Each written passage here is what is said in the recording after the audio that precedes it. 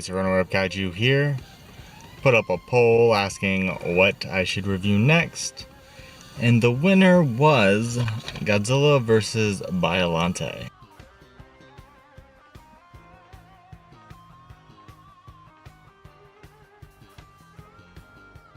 I'm not going to go too in-depth about any scenes, but there are going to be some spoilers. The movie opens up with a recap to the end of the last movie.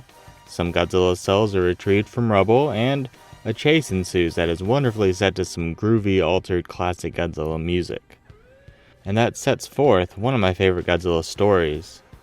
A scientist sticks his dead daughter's soul into a rose, which is then spliced with Godzilla cells to create Biollante, a giant rose who then turns into this. Look at her. Beautiful. Even in the behind-the-scenes footage, she looks phenomenal. The design is killer, and the execution is just... Honestly, this is one of the best-looking movie effects I've ever seen. Also, Godzilla comes out of an erupting volcano. Fantastic. This is foreshadowed by a group of psychic kids all drawing Godzilla, which is another just wonderful scene. I really dig the lighting when Biollante's vines are killing the agents. There's green light coming from underneath the floor that the vines broke through. The lighting for the film in general is very good. Look at Biollante's reveal shot with the lighting behind her. The night shot with the spotlights too. This water fight is great. Wonderful pans of the model shooting. The stock footage of the battleships firing line up fairly well. The water exploding up when Godzilla's breath hits it is so good. The explosions are very satisfying. The plane explosions later on are as well. The lightning to the smoke effects, Biollante making the vine wall, her on fire, this tracking shot of Godzilla in the city lit up by fire. So many things I love here. The model work is great. I know I mentioned the music in the beginning chase scene, but it's also good throughout, except the Super X2 theme. It's not only kind of annoying, but also seems pretty out of place. Unfortunately for me, that's also the end credit song.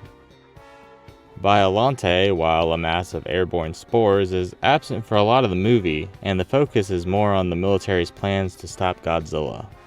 It's more interesting than normal. There's the Super X2, which honestly is the least entertaining of the Super X's, microwave plates, and anti-nuclear bacteria. And while I enjoy military retaliation scenes in kaiju movies, from a narrative standpoint, these scenes are long enough to derail the primary story. Obviously, Biollante's not present, but neither are the main protagonists. I'm used to and welcoming to these things, but for anyone wondering about the scientist and his plant monster, no new development for a while. The characters are just okay for me. I kind of like the Doctor, and I do like Miki, who will be in plenty of movies to come. Not a pro or a con, but it's kind of weird that this King Kong vs. Godzilla suit design shows up, even though Godzilla doesn't look like that in this timeline.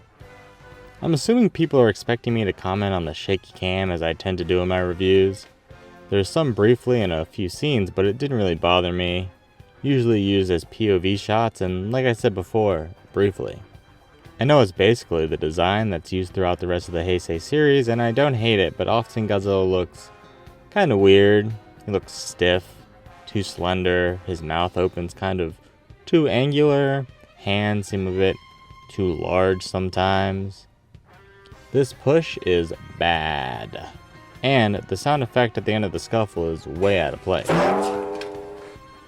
After the fight, Biollante just leaves Godzilla laying with his face in the ocean. The military at the very least should have capitalized on his immobility. He gets up before anyone messes with him, not too much time elapses, but still. Why would Biollante come in, wait till Godzilla is immobilized, and then leave? What was the point? Luckily, when Godzilla gets up, he just goes into the ocean. In case you haven't seen, there's some deleted scenes from the movie. They're not included on this DVD, even though the flower backdrop is used as the background in one of the menus. They do seem a little different tonally, so I understand why they were cut. Also, probably to help pacing and the story, but other than the stop motion fight, I think they're very aesthetically pleasing. So that was Godzilla vs. Biollante. I would definitely recommend this movie. Big thanks to the people who participated in the poll. If you have any movies, TV shows you would like me to review, leave a comment below, and thanks for watching. 我がしもべどもよ、我が分身の声を聞け。そしてなんだ